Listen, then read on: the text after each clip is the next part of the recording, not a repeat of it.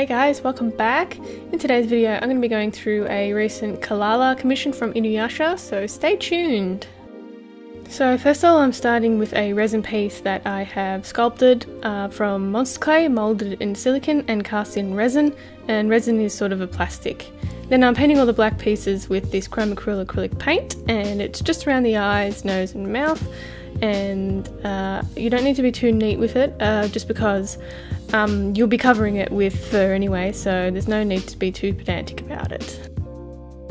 I've also put a first coat of paint over this resin piece just so it has a nice tooth on it, so the paint has something to adhere to, and I just use a standard acrylic white paint that has a nice tooth on it. So here's what we've got so far. I'm going to let it dry and then come back with the eyes. So as Kalala has red eyes in the show, I'm using this nice paint, red paint from Chromacryl as well, and I have only done one coat with this paint because it has a good coverage when you do a thick cover, so it has a really nice colour to it. I really like it. So here's what I've got so far. So as Kalala has the pointy cat's eyes, I decided to go with it too. I thought about doing a cutesy look to it, but it's just not the same as the anime, so something a little different here and doing some realistic cat eyes.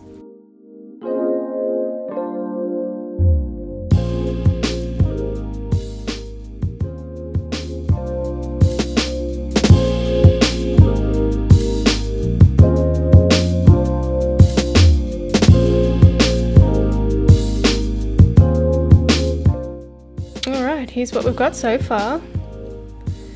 Moving on to the fur, and I'm using this thick piled faux fur, and it is one of the thickest faux furs I've ever used. It's quite hard to work with actually, just because of the thickness. It's hard to sew things together and stuff, so I did actually trim the edges of the fur off where I'm going to sew and run it through the sewing machine. It just made it a little bit easier to get it through the sewing machine, and it didn't snap any needles or anything.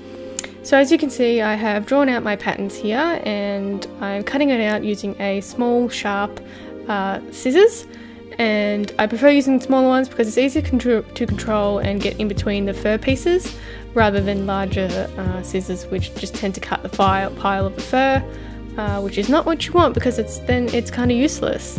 So as you can see, I've drawn out my patterns here. I have modified a kitten pattern of mine just to make it a little bit different. So once I've cut all these pieces out, I'm going to pin them together, fur side together, and then sew it through a sewing machine. And I prefer sewing the patterns through a sewing machine because it is a little bit stronger than sewing things by hand. But you will have to sew some things by hand anyway.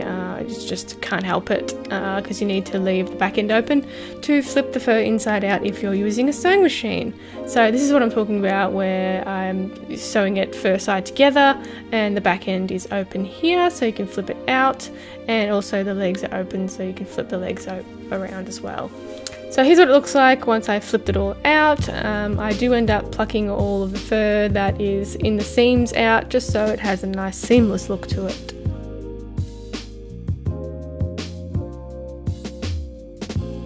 So right now I am sewing the legs up with a ladder stitch. There's a lot of videos and tutorials about how to do a ladder stitch, so just have a search and you'll find the perfect one for you.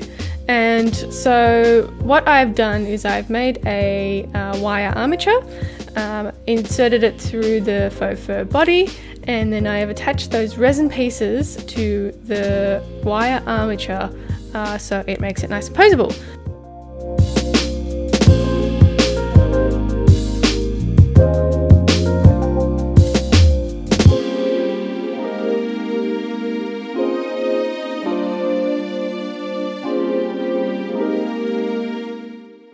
So once I have sewn up the legs with the ladder stitch, I'll then attach that fur to the resin piece using a tacky fabric glue, and you can probably find this glue anywhere, any local craft store that is near you. Mine's just a local Spotlight store in Australia, so if you wanted to use the same glue you can find it there.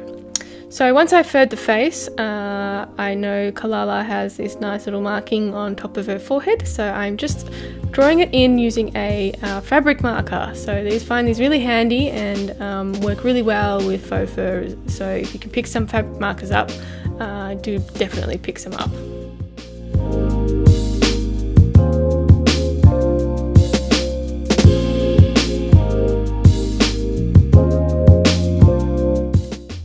And here is the finished Kalala. So the commissioner wanted a realistic looking Kalala, so that's why it doesn't look very anime like, but I think it turned out really well and I was really excited to do this one.